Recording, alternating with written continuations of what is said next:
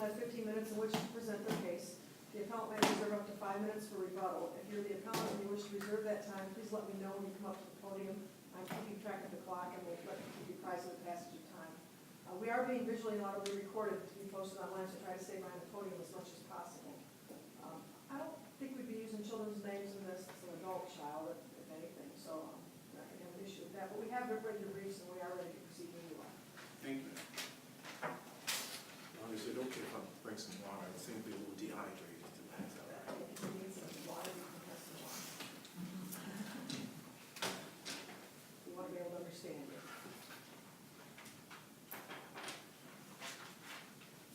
If it pleases the court, my name is Ed Gilman on behalf of the appellant. The appellant requests this court to reverse the lower court on 2 assignments of error. First, we felt that the court erred in failing to enforce its prior orders in regards to the preliminary injunction of Wanda Wilson. And second, the court erred in failing to hold Joanne Harper in contempt.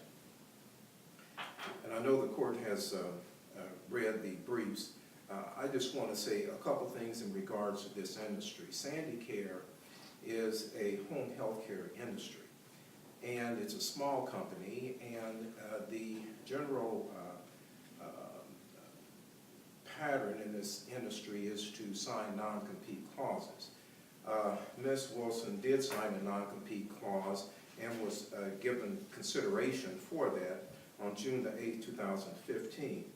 And what happens in this industry quite a bit is that workers will get close to a client of a company, and then next thing you know, they'll start taking over that client, and for lack of a better term, theft, if you will, of a client. There's another term for it, but for lack of a better term, taking the client. This is a developing disabled client and developing disabled situation. Ms. Wilson was terminated on August 27, 2015. Ms. Harper was given notice of that, yet the evidence reflects on page 36 and 37 of the transcript that Ms. Wilson continued to work for Ms. Harper on Mondays and Thursdays, and that supposedly Ms. Wilson was working for the babysitting the grandkids. Now, in these type of situations, it's sort of unusual because these are close situations. When I say close, there generally is a developmentally disabled person in the home. There may be other relatives and so forth, but the payment is for this particular developmentally disabled client. And what happens is that the reason why the wording of the non-compete clause and the wording of the court's order is important is that the operable terms are any capacity, because what happens is, like in this case, we have Ms. Harper having her daughter there, the grandchildren there, and the work is universal. You know, you just can't separate it out. And that's why it was important to us to say any work in regards to the Harper home. And that's exactly what the court did. And the court did that in 4 separate orders. October the, oh, by the way, pardon me, I would like 3 minutes left over. I didn't say that, I'm sorry. About 2 moments. Yes. October 15th, November 2nd, November 18th, and January the 20th. And the court states basically the same thing, that they're not, this Wilson is not allowed to work in any capacity. So what we have here is the trial court sua sponte, without motion, without notice, taking upon itself to change the language of the order and making the order in such a way that it's misinterpreted and reinterpreted. And the court on page 3 of this July 7, 2016 order talks about its intent was only to prohibit the services, and I won't name the child, but that was not what was ordered previously. We did not get notice of that. The plain language of the previous orders are quite clear, and there was no motion or request to do that, but yet the court did it. And the bottom line here is, what is the effect of a court order? We have Ms. Wilson thumbing her nose up at the court, refusing to open her mail, doesn't care about it. She specifically testifies, yeah, I'm in contempt, basically, so what? And the question becomes, in this case, does it really mean anything? Does the court really intend to enforce its orders? And I'm all for compassion, but the point is that in this case, Ms. Wilson thumbed her nose up, didn't even come to court until June the 20th, 2016, and she is not entitled to and should not be given any deference. In regards to our second issue of error, we find this quite interesting because Ms. Harper testifies on page 33 and 34 of the transcript that she doesn't remember when she got notice, but she does say, I remember getting notice when I was served with the show cause motion. I immediately went to the lawyer. And according to the service notice that was filed on May the 11th, 2016, she would have gotten notice at least on May the 10th, 2016. But the evidence is that she continued to allow Ms. Wilson to work on up to the date of the hearing. That's May 25th. So clearly, she is in contempt. And the motion that was previously filed for a motion to dismiss centered around Ms. Harper not being a party. Well, we, I think, dispose of that very quickly in briefs, and that a non-party can indeed be held in contempt if they have notice of this order and collaborates with that person, and that's exactly what happened here. Counsel, could I interrupt you for a second? Was there any discovery or was there any testimony, anything in the record about billings or invoices, reimbursements, whatever, from Medicare or Medicaid in regard to this individual disabled person? After SandiCare was no longer involved? Well, no, what was in the record is what SandiCare's losses were, okay? But in terms of what was paid out after that, no, there isn't. I'm just wondering as to who was paid to and so forth for care. Yes, that is something that was not in the record, and as you know, there was default judgment, and we were not able to get further discovery, and there might be What an about issue. in the contempt, though? I'm sorry, Your In Honor. the contempt hearing, though? What happened in the contempt? That's what I was wondering during the contempt itself. Did that come out? That didn't come No, out? that Okay, did not that's come fine. out. That's fine. Right. Thank you. Thank you. And I would like to reserve, I think, the rest of my time. As to the other four separate orders, October 15th, November 2nd, November 18th, January 20th, when you say the court ordered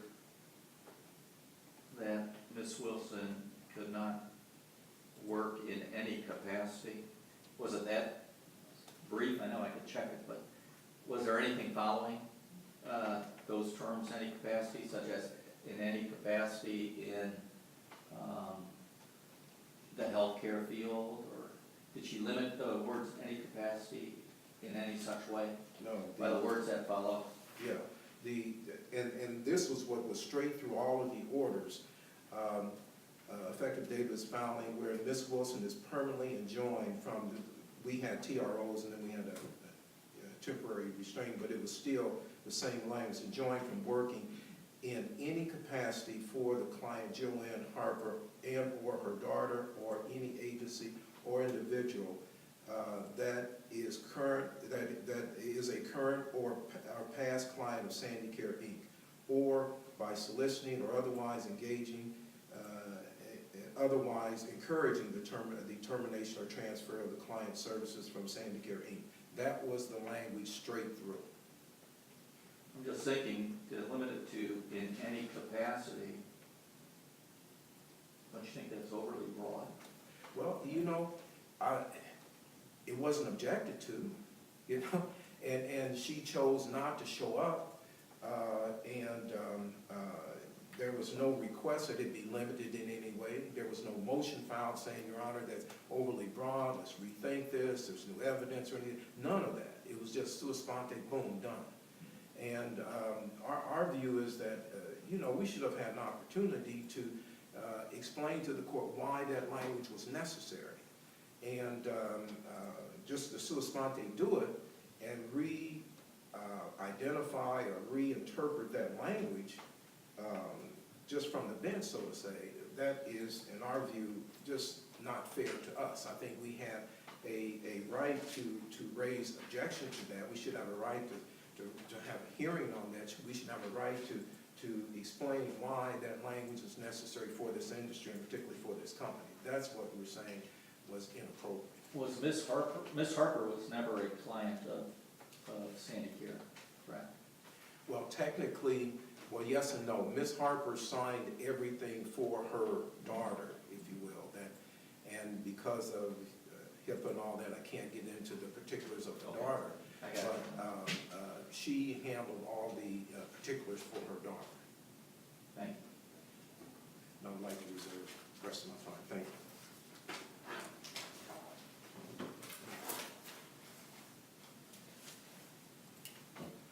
Pleasant good morning. My name is Charles Tyler Sr., and I represent Wanda Wilson and Joanne Harper in this matter. I know you've read the briefs, but to give myself some foundation to help me go through what I need to go through this morning, I need to say, for the record this morning on September 29th, 2015, a complaint was filed for breach of contract, and Joanne Harper was not named as a defendant or a party in that complaint. And on September 29, 2015, a motion for temporary restraining order, preliminary and permanent injunction relief was also filed, and Joanne Harper was not named and was not served a copy of the complaint or a copy of the request for a temporary restraining order or permanent injunctive relief. Joanne Harper's name did not even appear in the complaint or the motion as ever being or ever having been a client of SandiCare, and the reason being is that Joanne Harper has never been a client of SandiCare. Joanne Harper has a daughter who's 36 years old, Arista Harper, who is a client of Summit County MRDD. Summit County MRDD serve a specific clientele in our community. You have to meet certain criteria. Joanne Harper, who works for Summit County Jobs Family Services, would never meet the criteria to be a client of Summit County MRDD. Her daughter, who's 36, has never been declared incompetent by any court of competent jurisdiction. The record is clear, the transcript, there's testimony that Arista made decisions for herself. Arista was a client of Summit County MRDD who contracted with SandiCare to provide services for their client, Arista Harper. The contract that we're here about today was a contract really between Summit County MRDD and SandiCare. Summit County MRDD often subcontract their services out to SandiCare and other providers. We have a public policy crisis brewing if we allow this order to be overturned. Families would be afraid to allow providers to come in their home and say, if you use us, we get to control who comes to your house after this. SandiCare had a worker who came into the Harper's home. They had a non-compete clause with this worker who makes a little more than minimum wage. Non-compete clauses are normally not with CNAs, certified nurses aid, who normally makes a little more than minimum wage. They go from nursing home to nursing home, group home to group home. They don't make any money. So we normally never see these kind of clauses with these kind of people because they don't make a lot of money. And if you tie their hands, their family who depends on these little dollars that they make would be in a whole lot of trouble. SandiCare is owned by Attorney Gilbert and his wife. Very skilled people, knew what they were doing, who possibly took advantage of a woman who has limited education, who needed a job for a little more than $18 an hour. Oh, counsel, forgive me if I'm wrong, and I apologize if my allergies acting up, but this was a default judgment. Correct. And what we're here on is the contempt of court. Correct. Right?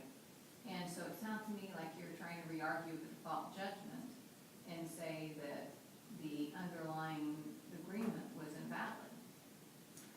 That's not what I'm trying Oh, to do. I'm sorry. In fact, I thought I laid the foundation that Joanne Harper never got served a copy of the complaint. I'm arguing for both of them. I'm sorry. Well, I understand, but the last few statements you made were about how the appellants here had taken advantage of Ms. Wilson. And I'm sorry, Judge Carter. Attorney Gilbert talked about how she didn't open her mail, she didn't come, and I guess I was responding somewhat to what he already said in his opening I remarks. just want to make sure apologize. we're all on the same page as Yes. to what we're actually on appeal about. Mm-hmm. Harper did get notice of the restraining order, though, right? She did not. He did not. She did not. In fact, the judge in her order says that it's clear that Harper did not. She found that she did not get notice. In fact, when she was asked, Your Honor, whether or not she had information, she said no. She was asked if she get a copy of the complaint. She said no. She was asked if was she ever asked to come to court. She said yes. Attorney Gilbert subpoenaed her several times. She showed up every time. Did he ever tell you why you were coming to court? She said no. Did you ever go inside of the hearing? She said no. He told me I could leave before the hearing started. Those questions were asked during the contempt hearing, and she testified in court under oath that each time he subpoenaed her to court, she came, but he never gave her any information as to why she was there, and before any hearings ever took place, he always excused her, never sent her anything after the hearings telling her what happened at the hearing, what the results was, whether or not he needed anything else from her until she got a copy of his motion saying that she was now in contempt. Again, so that I don't use all of my time not wisely, the client in this case, again, was Arista Harper, the 36-year-old daughter of Joanne Harper. And again, in the record, it shows that Arista makes her own decisions, and in fact, as a part of her case plan with Summit RDD is for her to make her own decisions. And with Summit RDD, they want to make the decision, and if the time came that they could not, then they would go to the probate court trying to get them a guardian. But the whole thing is with the program is to keep them making their own decisions. So even if her mother signed with and for her, it didn't take away the fact that she was the person who made her own decisions. Even if her mother went to a meeting with her, it did not take away the fact that she made her own decisions. Judge Carr asked earlier if there was any discovery that would show who got payments after SandiCare was no longer the provider. Those questions were asked. Wanda Wilson was not able to work with Arista after the SandiCare incident because Summit County MRDD required background checks for all of their vendors. And when this happened, Summit County MRDD found that Wanda Wilson was a felon and was never supposed to work in any capacity with Arista or anybody with Summit RDD. So she could no longer provide services for Arista, because had SandiCare did the background check, we would never be here, because she would have never qualified to work with Arista because she was a 20-year felon and would not have qualified. It's on the record. It is on the record. It came up at the hearing in Judge Croce's court. So she did not receive any payments after that, and she could never work with Arista because Arista still receives services from Summit RDD, and as a convicted felon, she cannot work with Arista. Now, on September 29th, and this is in the record, the day that SandiCare filed their complaint saying that they had been damaged because of the behavior of Wanda Wilson, on that same day, they notified Summit County MRDD that they were terminating their services with Arista. They would no longer provide services. So it's not because of anything that Wanda Wilson did that they have any damages, if there are any damages, because they notified Summit County MRDD that they would no longer provide services for Arista Harper. Arista Harper wanted to attend a Wednesday noon Bible study that would require SandiCare approving that. SandiCare decided they would not approve her going to a Wednesday noon Bible study, and they would rather terminate their contract with her than to allow her to go to Bible study. That is also in the transcript on the record. So the same day they filed suit saying, hey, Wanda has now caused us to lose money, they notified Summit County MRDD, we will no longer provide services for Arista Harper, and that is the real reason why they no longer provide services for Arista Harper. Now, a show cause order is not a final appealable order. when the trial court does not make a finding of contempt and does not impose any type of sanctions. It is very clear Judge Croce did not find neither party in contempt, did not issue any sanctions, and therefore, according to Matza versus Michael Powers, Investigations, Inc., it is not a final appealable order, and this appeal should not be before this court. The court went on to say, absent a showing of prejudice to the party making the contempt motion, contempt is essentially a matter between the court and the person who disobeys the court order and interferes with the court processes. Judge Croce did not find them in contempt, didn't issue any sanctions. There's no showing of prejudice by SandiCare, and therefore this appeal is not right for this court, and we're requesting that it be dismissed because it's not a final appealable order. In order to go to the Court of Appeals, you need a final appealable order, which SandiCare does not have a final appealable order.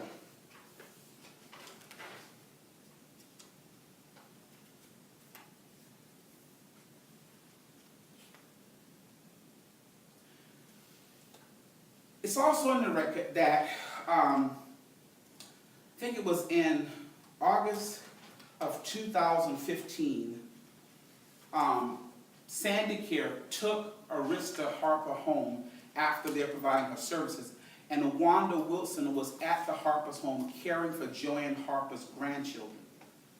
It was clear she wasn't caring for Arista because Arista was at SandiCare. In fact, SandiCare brought her home after them caring for her.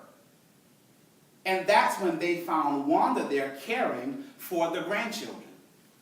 The non-compete clause said that she could not work with any of their clients. Joanne Harper grandchildren were never clients of SandiCare. Joanne Harper was never clients of SandiCare. In my house, there's 5 people. If one of my children go out and get a contract with Verizon Wireless, and another one decides to go with T-Mobile, Verizon Wireless can't punish the other kid for going to T-Mobile because the contract is between the one kid and Verizon Wireless. In this situation, what Attorney Gilbert wants the court to say that everybody is bound by the contract that allowed them to provide services for Arista Harper. There's many people in that house, but it would be wrong for this court or any court to say that Attorney Gilbert and SandiCare can control everybody in that house just because they provided services to one member in that house. We're asking that this court would follow the law that first says that you need a final appealable order to come before this court. And because he doesn't have a final appealable order, it's going to be dismissed. And second of all, the law says that a motion for contempt is clearly between the party who's being alleged to be in contempt and the judge. We may not like how the judge ruled on the motion, but yet it's in her right to make the decision whether or not the person's in contempt. She was the one sitting there hearing the evidence, hearing the proof. She was the one at the hearing. She knew what conclusion she wanted to come to. Again, Joanne Harper had a due process right to be served and to be heard. The record is very clear. She was never served. She was never heard. You cannot bind a party to an injunction who never heard of it. And every time, as a responsible adult, every time she was served and subpoenaed by Attorney Gilbert, she showed up. Wanda Wilson did not. It's in the record, but Joanne did. And when asked, did Attorney Gilbert ever tell you why you were being drugged down here? Why there was hearing? Did he ever tell you what happened? She testified no. And she testified truthfully under oath. And that's why Judge Croce said she found that Joanne Harper never had notice of anything that happened in this case. Never got notice of the injunction, never got notice of the complaint, and she found that she was not in contempt, and further found that Wanda Wilson was not in contempt either. Binding non-parties to an injunction without notice and a right to be heard presents significant due process concerns. A fundamental principle of due process is notice and an opportunity to be heard, and Joanne Harper had neither one of those things and found herself in a hearing trying to protect the privacy of her home, even though she never had an opportunity to get notice and to be heard. Thank you kindly.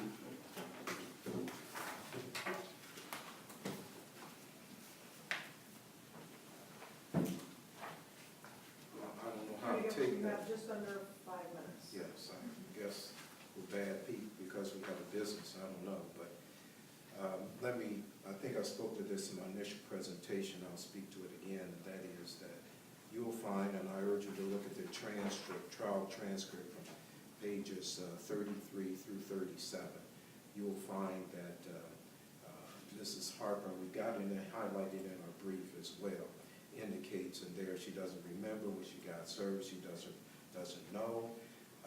The magistrate on December 21st, 2015 found that there was service of Harper. It was approved by the court on January 20th, 2016, that service was made of Harper. It wasn't until Harper came into court and then said, well, she doesn't remember, and the testimony there from page 33 to 37 clearly shows that Ms. Harper admits to getting service at least. Let's assume she didn't get service at prior service, but we know that she at least got service by the time she got the notice to show cause. She runs down to the lawyer's office, she says she got service on May the 10th, according to the file, which they do not dispute, and she admits that Ms. Wilson continued to work for her, even though she got service of the order, she continued to work for her through May the 25th, the date of the hearing.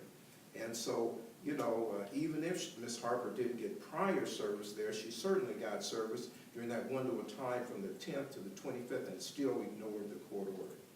Now, in regards to the background, I'll just speak to that a minute of Ms. Wilson.